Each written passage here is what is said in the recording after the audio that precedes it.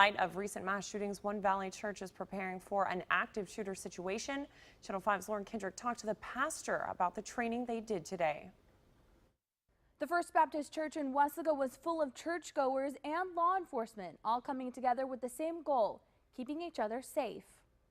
Just a few days after the mass shooting at a Florida high school, a church here in the Valley is taking measures to train the congregation in case of an active shooter. It's really sad to have a conference like this to talk about worst case scenario type situations in terms of security and safety, but really important to be having these conversations.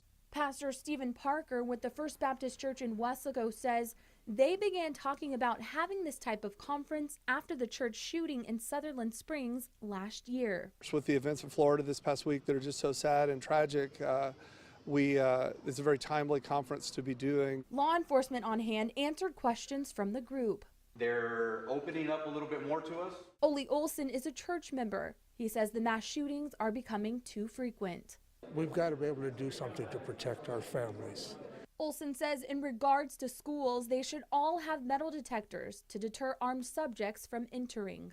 You know, they have one doorway in a school. They can lock all the rest of them and put a metal detector in. The federal buildings have them. Everybody funnels right through that metal detector. Nobody gets in with a weapon.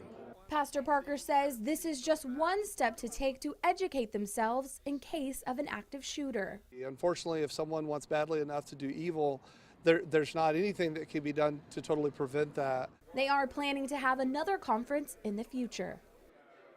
Pastor Parker says they do currently have security on Sunday mornings and Wednesday nights for all services.